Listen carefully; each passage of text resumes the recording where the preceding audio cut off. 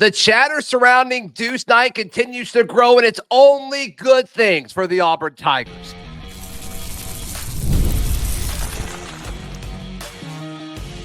You are Locked On Auburn, your daily podcast on the Auburn Tigers. Part of the Locked On Podcast Network, your team every day.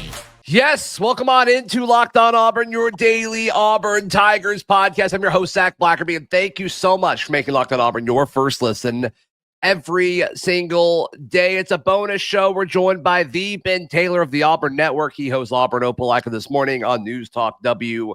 And Ben, the more shows that I do just appearing as a guest, as several folks are previewing all the teams in the SEC and all that, the first question I'm getting asked almost every time isn't about Jackson Arnold, isn't about all these receivers that are coming in. It's about Deuce Knight and the energy and excitement around Deuce Knight. And I mean, I was asked a question on Locked On SEC yesterday. Point blank, he's like, does Deuce Knight have a shot? And it's just interesting. The folks outside of Auburn looking in seem to be intrigued by Deuce Knight. And I think there's something to that. It's got to do with the numbers he put up in high school and how he's carried himself. I mean, Zach, you're talking about a guy that when he comes on campus, he's acting like a freshman that's 18 years old and taking pictures of himself in his dorm room and making himself relatable to people and saying the right things, such as, I'm just going to do my job. I'm going to put in the work that I need to, put my best foot forward. And if I get a shot, I get a shot. Instead of being like some highly paid incoming freshman that may be going to other programs around basically the nation. Because, I mean, what's the kid from Michigan getting $10 million to go up there? So a lot. I mean, his athletic ability, when you look at it, his highlight tapes and all the quote unquote intangibles, you kind of wonder what's he going to do when you stick him around the Cam Colemans of the world, Perry Thompsons of the world. You have a bunch of running backs behind him that are going to be, being able to run the ball and make it worth his while. So I get it. Now, I'm not writing off Jackson Arnold either, because he was throwing to fifth string receivers before he decided to transfer to Auburn. So I think that there's something to be said about that as well. So I think it's going to be a good battle, but I am curious. Could we see Deuce game 3, game 4, taking the reins and running throughout the rest of the season? I don't know. I mean, I hope whoever wins the job, and I still think it will be Jackson Arnold, I hope they keep it. I hope they keep the job, right? But I do if they don't keep it, they're not doing their job. Right. Yeah. Right. It means you probably lost one of those early games. Yeah. That Baylor game scares me. We'll talk more about that over the course of the offseason. But the Deuce Knight buzz, chatter, hype, whatever you want to label it, I wonder how much of it is Deuce. And I think a good bit of it is Deuce's intangibles and his talent and how he was ranked and just the overall drama that kind of was his recruitment. Auburn flipping him from Notre Dame, a team that played in the national championship game. But I also think outside of Auburn, and maybe even inside of Auburn, depending on who you talk to, there's just not a whole lot of belief that Jackson Arnold is just going to turn things around. And I'm a little surprised by that. There wasn't a whole lot of excitement or national attention when he entered the portal. Now, when he came to Auburn and committed pretty quickly, that got some national attention, but it wasn't like praise. It was just, okay, Hugh Freeze found his quarterback. Let's see if it works.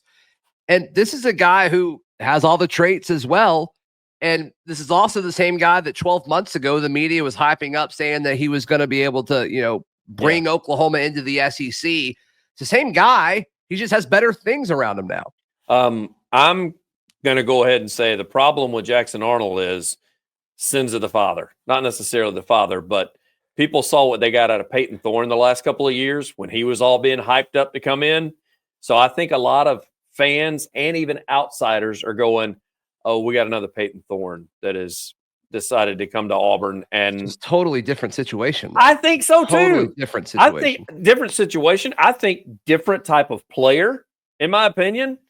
And I'm not writing Jackson. Don't get me wrong. I would love to see if Deuce Knight is that good and he starts over a guy that has experience. I wouldn't say proved himself because, of course, he lost a starting job at Oklahoma as well. So I wouldn't say proved himself, but you're right. We're talking about the same guy that was being hyped up this time last year, was being hyped up to be not the savior of Oklahoma football, but definitely going to be the guy that led Oklahoma to a shot at an SEC championship, or at least a shot at beating Texas and a shot at beating, Alabama and that kind of thing. So, well, the biggest difference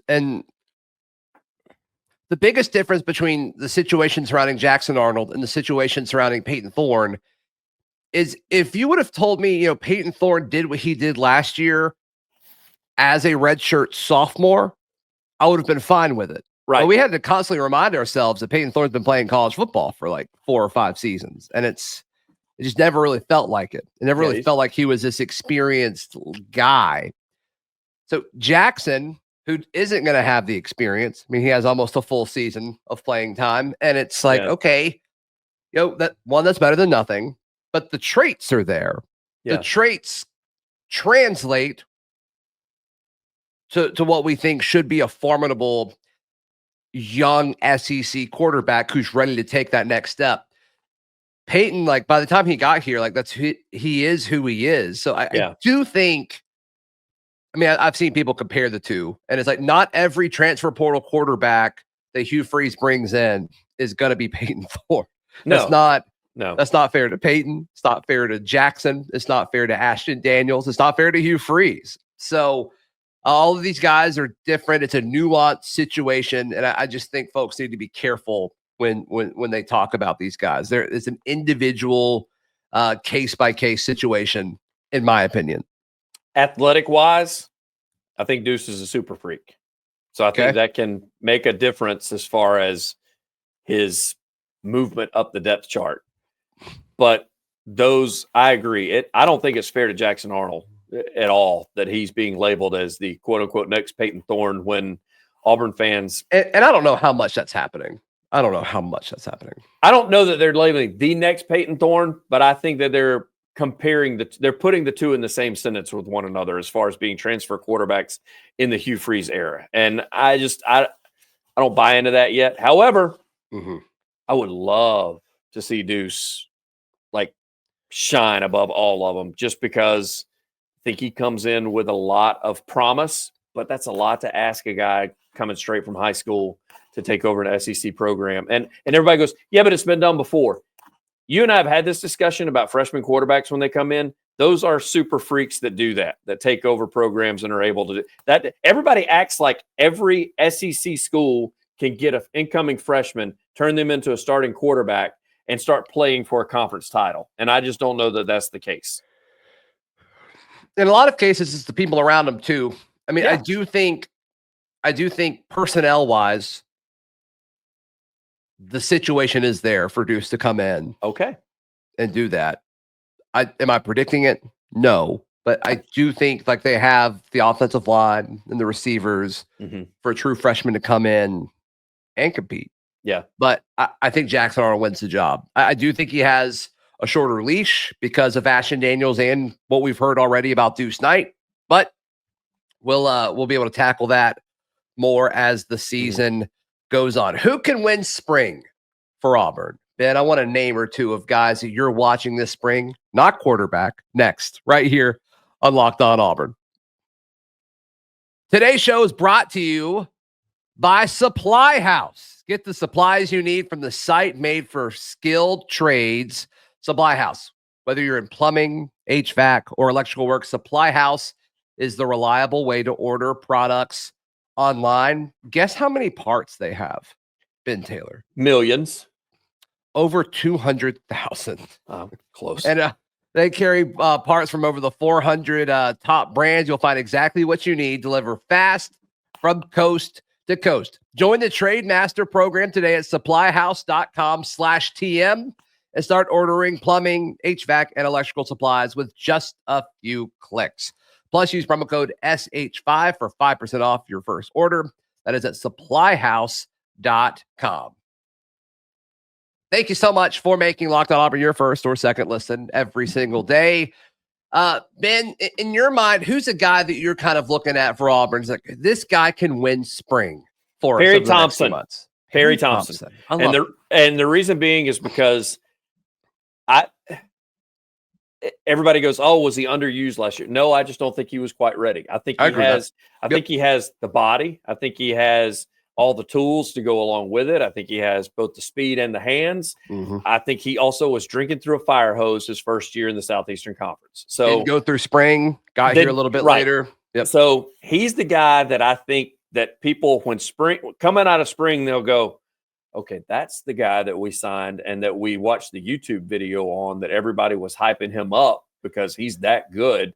And I think having, he and Cam on the outside or vice versa, even I think Perry can be used in a number of ways just because of he's wide, man. Like if you stood next to him, he's not your typical tall, skinny receiver. I mean, he's a grown man's body. So and we'll see how they use Eric Singleton, the transfer from Georgia Tech, because I do think most of the outside snaps are going to go to Singleton and Cam Coleman. Mm-hmm. But who's that third outside guy in this offense? Or can you move Perry in a little bit and him be with that body style, be able to take those licks like some drags and some slants that he can literally lower the shoulder and get by guys after that first contact. Maybe, do some of those snaps that went to Horatio I think the battle between him and Horatio Fields is interesting. Yeah. As far as if he is that third outside guy, I think it's a battle between Horatio Fields and Perry Thompson. But you talk about moving Perry inside, it's like, okay, well, you got Malcolm Simmons as like your main slot guy. Eric Singleton also played slot at Georgia Tech, so did Horatio Fields at Wake Forest. So if you want to get all these guys on the field at the same time, you're going to be able to. Do they do less two tight end stuff? Do they do less tight end stuff in general because you don't have a Rivaldo Fairweather? I like some of the guys they brought in, and I like some of their young guys at tight end, but do they need as many targets or snaps in the slot as Rivaldo had last year? And do you want to give those to Horatio or Perry? I think all of that would make sense. Is the line good enough to do away with two tight end sets so that way the protection's still there to be able to get the ball to one of those athletes on the outside? The whole purpose, one of the purposes of an RPO heavy offense is the read is made for you and it's quick. Yeah. So yes, I'm not convinced how quickly the decisions were made consistently, time in and time out a year ago. Okay. So in theory, sure. I think, the addition of Xavier Chaplin and those guys, like Auburn should be fine up front for sure. And, the coaching staff has to use scheme to help out in those situations. So who's your guy? My guy's Perry Thompson. Who's your guy? Are you still looking skill player? Are you looking at what comes out of the running back room and who takes the lead on that? Or you on the defensive side of the ball where you kind of wonder what's going to happen there? Yeah, I'll go Blake Woodby. If there's a chance for me to bring up a corner, I'll bring up a corner. I think Blake Woodby's situation is interesting. I think he's the best of the freshman corners, and I like all of Auburn's freshman corners a ton. You love Auburn corners. Yeah, but I do think, but some are better than others. No, you're right. You're right. But I think Jay Crawford, Kane Lee are studs. Yeah. And how quickly does Champ Anthony return from that gruesome injury that he suffered a year ago? Blake Woodby, I think, has an opportunity to vie and battle for number 3 corner reps. Ryan Strader, who he was on a graphic because Pro Football Focus loved him and graded him really high because all those pass deflections a year ago, which is awesome. We'll take those for sure too. But I think Blake Woodby and Strader, and we'll see how quickly Anthony's able to come back. Like I think those 3 guys battling for the number 3 and number 4 corner spot is interesting. And I also have a feeling one of those guys is going to be so good where it's like, all right, maybe we'll put you at nickel some, or maybe we'll give you, if Fagans is playing some nickel, maybe they move him to safety just because they want all these guys on the field and kind of add that versatility on the back end of the defense. But if you're asking me a question where I can answer with a cornerback, I'm going to. big corner guy. That's Zac Blackerby, big corner guy. That's me. That has been. I've asked you every time you and I talk. That's my number one question, because I'm one of those that I'll fall in love with the skill players on the offensive side of the football, whether that's quarterback, running back, outsides, that slot. My favorite player, Malcolm Simmons. Love the guy. I think he could. I honestly think that guy could play corner if we needed him to. That's what kind of super athlete he is. So I always ask you. I say, how's our defense look? What are our linebackers doing? What are our edges doing? What are our corner? Tell me about our safeties. So I'm always interested to see. So I'm glad you brought up corner, because I think the corner position, as well as the defensive back position at Auburn, is really underrated for the amount of people that have made it to the league and I think people are starting to pick up on it. I think it's starting to catch on. And so, because all you ever hear is nobody ever teaches our corners to turn around and play the ball. I'm like, well, stop it. Our corners are fine. I know. I hate hearing that all the time. I was like, and every once in a while, you kind of got to give the receiver a little credit for actually making a big play on one of our It's corners. also so hard to play corner. You don't know where the receiver's running, Ben. No. Yeah, you don't know when the ball's supposed to get there. And you're usually smaller than him.